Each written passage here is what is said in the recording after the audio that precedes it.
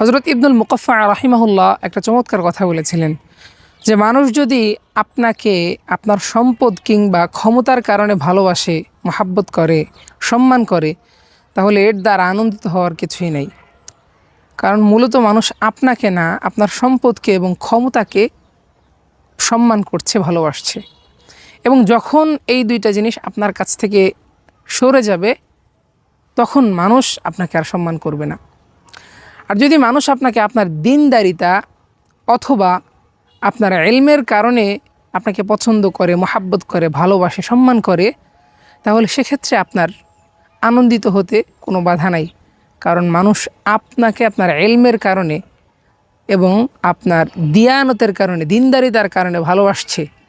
আর ইলম এবং দিয়ানত অর্থাৎ দিনদারিতা, এই দুইটা এমন জিনিস যেই জিনিসটা স্থায়ী এবং এমন জিনিস যেটা ভালোবাসা পাওয়ার যোগ্য।